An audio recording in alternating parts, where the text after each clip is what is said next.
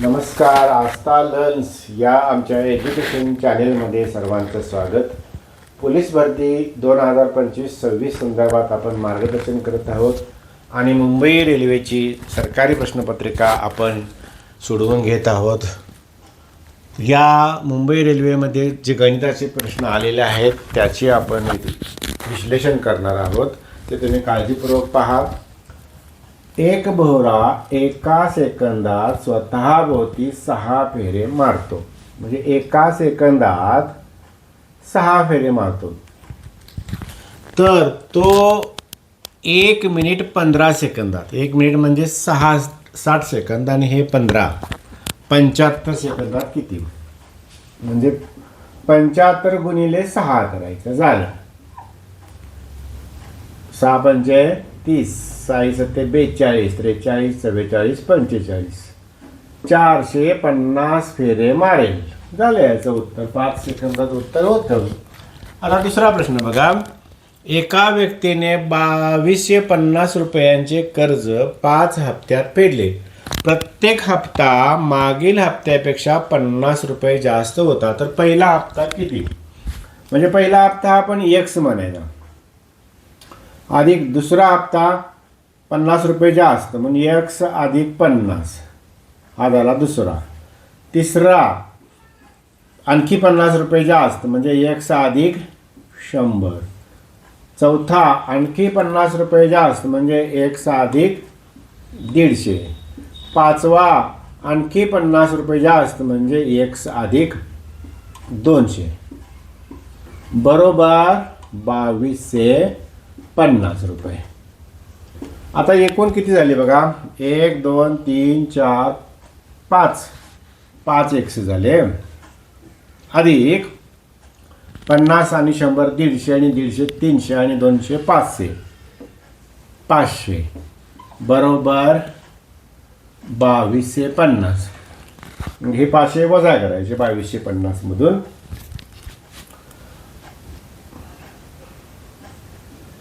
5x बरोबर 2250 वजा 500 बरोबर 1750.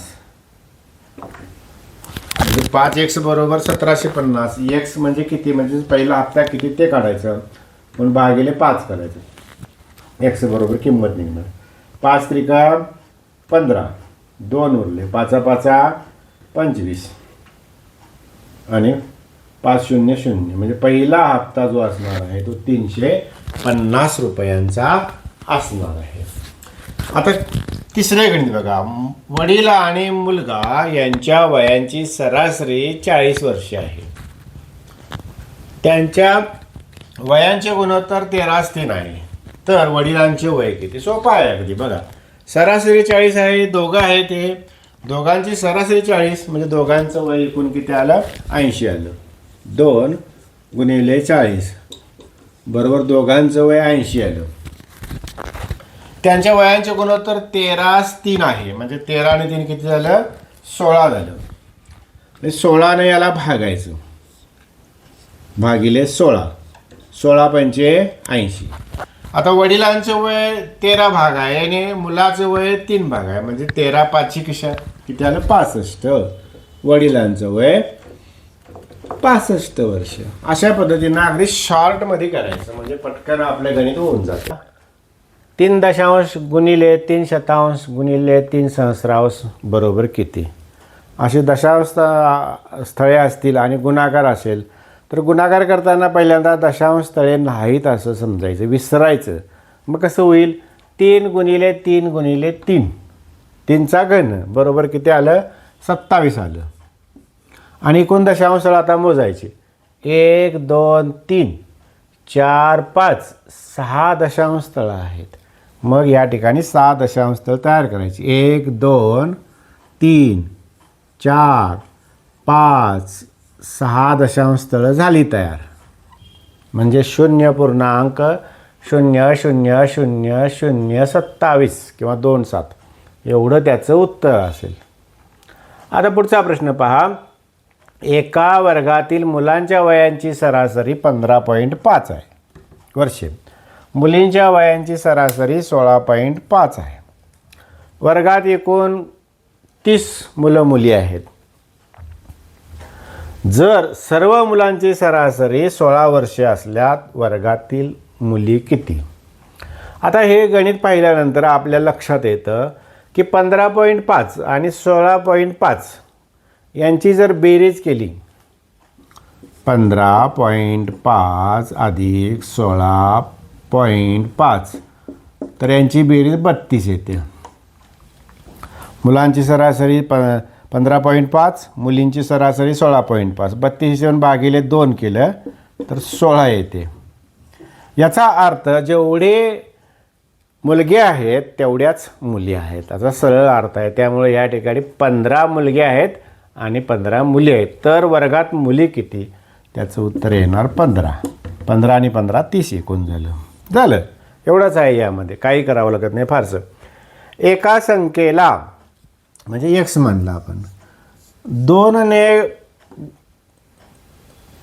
भागण्याऐवजी 2ने गुणायचं 2नं, तेव्हा उत्तर किती आले? 8 आले. तर खरे उत्तर किती म्हटले? ती संख्या कोणती विचाराय नाही, म्हणजे अधिक ती संख्या काढूया. 4 दुनी 8 म्हणजे एक्स बरोबर 4. आता 4ला 2ने भागायला पाहिजे होते, म्हणजे 4ला 2ने जर भागलं तर 2 उत्तर आलं. खरे उत्तर 2 आहे. या ठिकाणी 4 लिहायचं नाही, एक्स गुणिले 2 बरोबर 8 म्हणून 4 गुणिले 2 म्हणजे 4 उत्तर काढायचं नाही. गडबडीत काही मुलं 4 उत्तर काढू शकतात, म्हणून नीट आणि व्यवस्थित प्रश्न समजून घ्यायचा, म्हणजे चुकत नाही. 18 मजुरांना एक काम करण्यास 15 दिवस लागतात, तर तेच काम 6 मजूर किती दिवसात करतील? आता 18 मजूर आहेत, 15 दिवस लागतात, मग 6 मजूर आहे. मजूर कमी झाले म्हणजे दिवस जास्त लागणार, म्हणजे व्यस्त चलन आहे. हे पहिल्यांदा लक्षात घेतलं पाहिजे. ज्यावेळी व्यस्त चलन असेल त्यावेळी मांडणी कशी असते बघायचं. व्यस्त चलन हे लक्षात ठेवायचं आणि गणित सोडवायचं. मजूर दिवस, 18 मजूर दिवस 15, 6 मजूर दिवस किती यांचा गुणाकार करायचा सरळ आणि भागिले 6 करायचं. झालं. 6 एके 6, 6 त्रिक 18, 15 त्रिक 45 दिवस लागतील. या ठिकाणी तोंडीसुद्धा तुम्ही करू शकता की 6च्या 3 पट 18च्या 1/3 कमी झाले मजूर, म्हणजे इथं तिप्पट दिवस वाढणार. हे साधं गणित आहे, तोंडी जरी तिप्पट केलं तरी पण चालतं. 10 संख्यांची सरासरी 20 आहे, हे पण थोडक्यात कसं करायचं सांगतो. 10 संख्यांची सरासरी 20 आहे, म्हणजे बेरीज 10 गुणिले 20 बरोबर 200 बेरीज आली. पुढे बघा, आता पहिल्या 6 संख्यांची सरासरी 15 आहे, म्हणजे त्यांची बेरीज 90 आली. 15 सका 90. आणि शेवटच्या 3 संख्यांची म्हणजे 8व्या 9व्या आणि 10व्या सरासरी 16 आली. 16 त्रिक 48. आता यांची बेरीज करायची. 8 9 4 13, 138. 200 मधून 138 वजा करायचे, ती 7वी संख्या असेल. 200 वजा 138, 2 आलं, 6 आलं, 62. म्हणजे ती संख्या कोणती आली? 62 आली. सोपं आहे अगदी. एक गाडी एका तासात म्हणजे 60 मिनिटात. आता का म्हटलं असं, तर पुढे जे आहे परिमाण ते मिनिट आहे म्हणून 60 मिनिटात म्हटलं. 42 किमी अंतर जाते, तर त्याच वेगाने ती गाडी 20 मिनिटात किती जाईल असं म्हणायचं. 60 मिनिटात 42 किमी, तर 20 मिनिटात किती? सरळ बघायचं. इथं 1/3 पट वेळ कमी झाला आहे, म्हणजे गाडीचा वेग पण 1/3 पट कमी होणार. 20 त्रिक 60, 14 त्रिकम 42, असं तोंडी केलं तरी पण चालतं. यांचा गुणाकार करून 60 भागलं तरी पण चालतं. 14 हे त्याचे उत्तर आले. एका दुकानदाराने 10 रुपये दराने 200 बल्ब आणले, त्यातील 10 बल्ब खराब लागले, उरलेले बल्ब 12 रुपये दराने विकले, तर त्याला शेकडा नफा किती झाला किंवा किती टक्के फायदा झाला. आता खरेदी पहिल्यांदा काढूया आपण. खरेदी बरोबर 10 गुणिले 200 बल्ब बरोबर 2000 रुपये खरेदी झाली.